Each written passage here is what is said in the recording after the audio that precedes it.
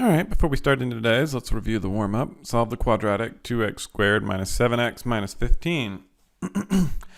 Now, if it was me, I would probably go ahead and try the slip and slide to see if that's going to work. So let's check this. We'll start off with our x games, multiply the a and c, which is going to give us negative 30. And put our b up top, negative 7. We want two numbers that multiply together to give us negative 30, add together to give us negative 7.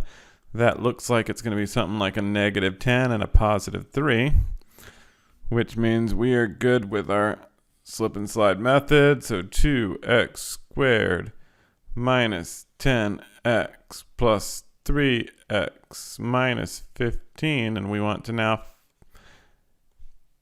factor out. We can factor out a 2x from our term on the left, which leaves us with x minus 5. We can factor out a 3 on our term on the right, which leaves us with an x minus 5. Since our parentheses match, those are one of our factors, x minus 5. Pull out our other terms, 2x plus 3, that is our other factor. 2x plus 3 times x minus 5 gives us, in fact, 2x squared minus 7x minus 15. Now, we're not done yet because the problem says to solve. It doesn't say to factor. Since it says to solve, we want to set both of these equal to 0 to identify the value of x that makes these factors 0. So add 5 to both sides. X is equal to 5. 2x plus 3 is equal to 0. Subtract 3 from both sides. 2x is equal to negative 3. Divide by 2, so x is equal to negative 3 halves. So we have a solution and we have a solution. Those are our two solutions that satisfy this quadratic. Which methods work well for this problem? Now, we already discussed the slip and slide works well for this problem. Can't use your standard factor x because, or x games, because we have a leading coefficient that's not 1. Now, you could solve by completing the square, but again, we have a leading coefficient that's not 1, which means if we're completing the square, we first have to divide all of these terms by 2, which is going to give us some messy fractions, and then we're squaring one of our fractions. It's just going to be a messy problem to do with completing the square. You could certainly do the quadratic formula. You can always do the quadratic formula. So the two options I would probably choose are solving using our slip and slide method, which is what we showed, or using your quadratic formula. Today we're going to focus on graphing in standard form. So our standard form, f of x is equal to ax squared plus bx plus c. Or remember, f of x is our function notation, a fancy way of saying y. So y is equal to ax squared plus bx plus c. Any equation that has an x and y can be graphed on a coordinate plane. And so we're going to end up seeing how all of our quadratics that we've been working with the last several weeks can actually be graphed on a coordinate plane now. So finding the vertex from standard form. This is going to be one of the most important steps towards getting started. So make sure you write this down. The x value of the vertex can be found by using x is equal to negative b over 2a.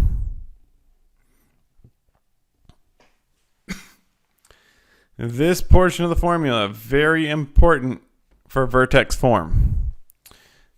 When we are looking for the vertex, we want to know the value of negative b over 2a. Now, as I previously mentioned, once we know an x value, we can find any y value on the coordinate plane.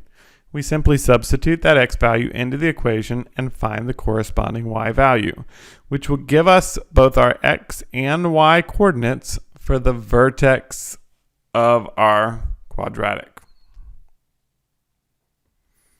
So let's see what that looks like. Throughout the day, we're going to be finding the vertex. We're going to find the AOS, which is our axis of symmetry.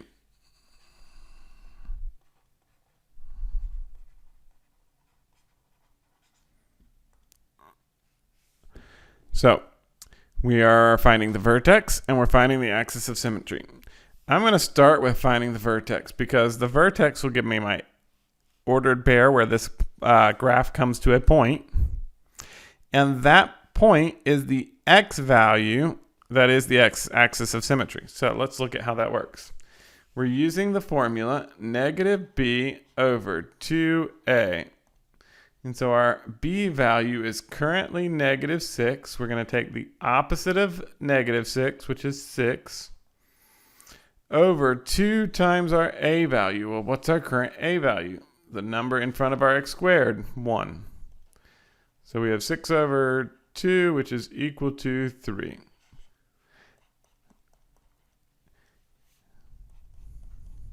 Now, we have determined that in the vertex, the x value is 3. So I can go ahead and write that. Oops, not right there. I can go ahead and write 3 for my x value. Now again, since I know an x value, we can plug in the x value.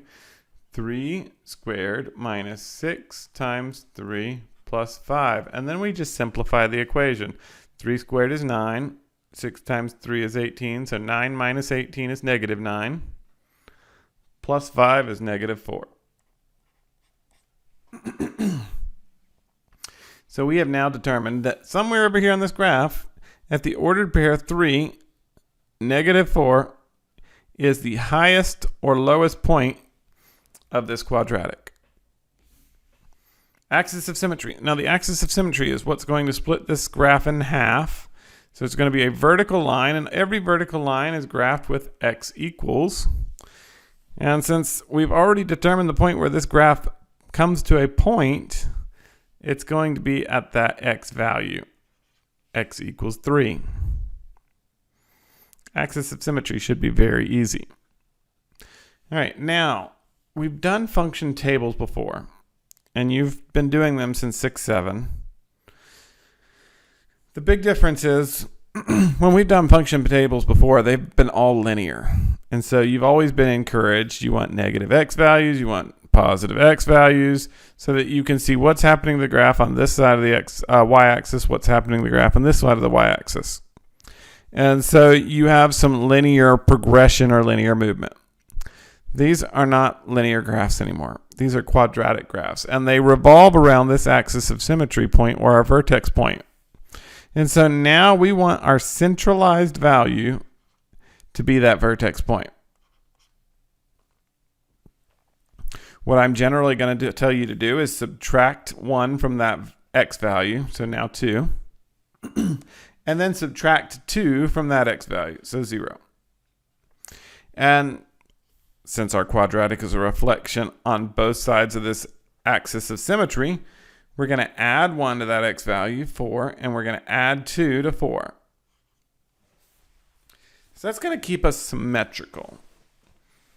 Well, from this point, we can plug in these x values and find our new y values. So 2 squared is 4, minus 12 is negative 8, plus 5 is negative 3.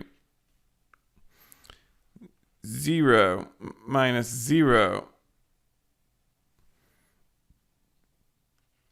that's 5.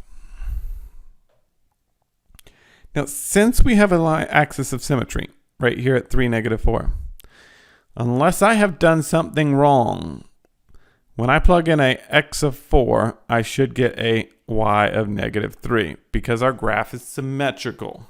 So let's check. 4 squared is 16, minus 24 is negative 8, plus 5 is negative 3. So the same should be true for the 6. When I plug in the 6, I should get the reflective point over here, which is a y of 5. This just makes it a lot faster and a lot easier for us to graph. So we want to go to 2, negative 3. We want to go to 0, 5. We want to go to 4, negative 3. And, oops. We want to go to 6, 5. And you'll notice we have several ordered pairs now by which this graph needs to come through and back up. Now we could certainly factor this to figure out what our x-axis or our x-intercepts are. Pretty good chance they're going to be 1 and 5. But we would want to solve the quadratic to determine if that was true. That's not the focus of this lesson, so I'm going to leave that for another day. Let's try another graph. Find the vertex and the axis of symmetry and then graph. So I'm going to start with the vertex. Negative b over 2a is equal to, we want a negative b value, so negative 3 over 2 times our a value. Well, 2 times negative 3 is negative 6. Well, that simplifies to 1/2. So our x value for the vertex is 1/2. Well, if that's the x value for the vertex, that's also the axis of symmetry. That's where the x equals equation is going to go through and keep this graph or this quadratic split in half equally. And so now we plug in our 1/2. Now this can get a little bit messy since we're dealing with fractions. So 1/2 times 1/2 is 1/4. So we'll end up with negative 3 times 1/4, which is negative 3/4 plus 3 times my x value 1/2, which is 3/2 plus 8. Now in order to add these all together, we need a common denominator. So 4 is going to be our common denominator, negative 3/4 plus 6/4 plus 24, not 24, 32, sorry.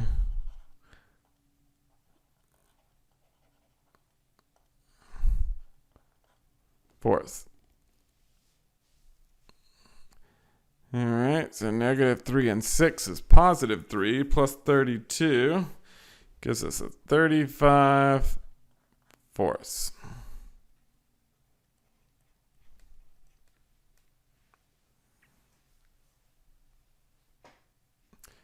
Now, since we're graphing on a coordinate plane, we do want to know where the value is numerically. It's beneficial for us to at least chicken scratch out where that value is. 4 goes into 35 or 32 8 times and 3/4. So at the ordered pair 1/2, 8 and 3/4, we've got a vertex.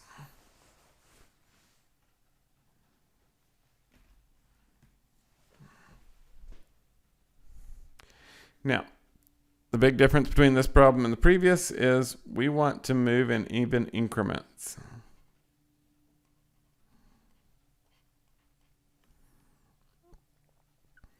So what I would encourage you to do is go ahead and come down to 0. Notice we changed by an increment of 1/2, so we want to come up also to 1. So 0 plus 0 plus 8 gives us a 0, 8 as an ordered pair. If that is an ordered pair, since it's symmetrical, 1 will also intersect at 8. So we will have 0, 8, and we will have 1, 8. And we can start to see where the tip of our graph is, and it's coming down. All right. Now I generally recommend going 2 away, so negative 2 and 3. You can choose which value you want to use. Since they're whole numbers, we know we're going to get a whole solution. We don't have to worry about fractions anymore. So 3 squared is 9 times 3 is negative 27. Plus 3 times 3 is 9. Plus 8.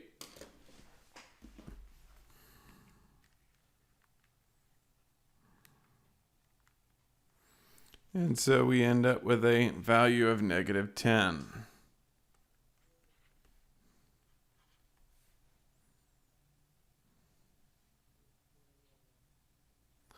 All right. So if we come to negative 2, down negative 10, We come over to 3, down -10. We can definitely see the direction of the graph.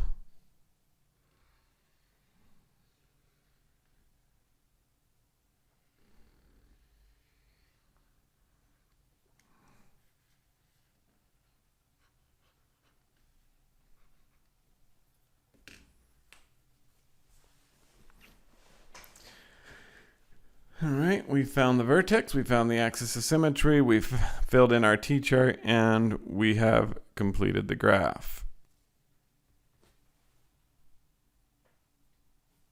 Let's try another one. -b over 2a. So our b value is +1, so the opposite of that is -1 over 2 times our a value. 2 times 1/3 is 2/3. So remember, when we are multiplying or dividing by fractions, we're actually multiplying by the reciprocal. So -1 times 3 over 2, which is -3 over 2, is my x-axis for my vertex.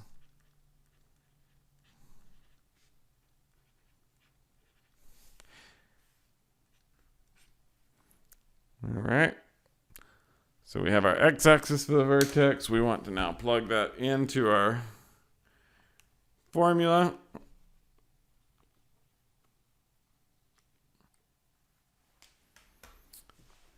All right. We plug in a -3 over 2, and we end up with 23 over 4. Again, since we're going to want to be graphing this, it'd be nice to... -23 over 4. We're going to want to know what that numeric value is. That is -5.75. So at -1.5, -5.75. Oh, come on. -1.5, -5.75. We have our vertex. Now, from what we saw in the previous two graphs, can we get an idea of which direction our U is going to be shaped? Let's look back. Notice this graph, our A was positive. Our U shapes like a bowl. Graph number 2, our A value was negative. Our bowl is now upside down. Graph number 3, our A is positive, so naturally we should have a bowl where the scoop is on the top. Let's see if that's what we end up with. So we start at our vertex, -3/2, -23/4. And we want to reduce by 1. So -1.5 to -2. We want to increase to get to the next whole number, -1.5 to -1. And so now we can plug in a -1 into our equation. Ew, that still gets us an ugly number.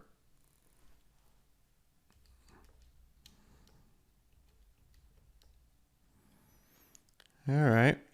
Let's remember back to our understanding of picking out values for t-charts. Generally, whenever we have a fraction in the term, if we can pick a multiple of that value, it's going to make our graph much easier to deal with. So instead of using -2, we're going to use -3. And since that would be 1.5 units away from -3/2, we're going to have to go 1.5 units this way. So it's going to put us at 0. Don't need that negative sign anymore. So now let's plug in a 0 into the equation. That'll be a lot easier. 0 plus 0 minus 5 is -5.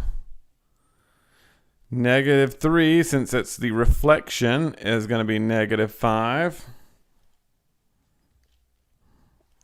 And again, we want to keep with values of 3 so that we end up with whole solutions.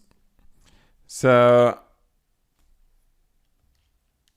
let's go up 3 more here, and let's go down 3 more here.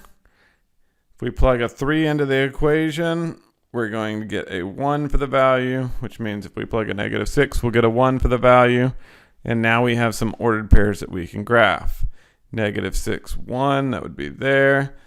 3, 1, that would be there. -3, -5, it's going to be right down here.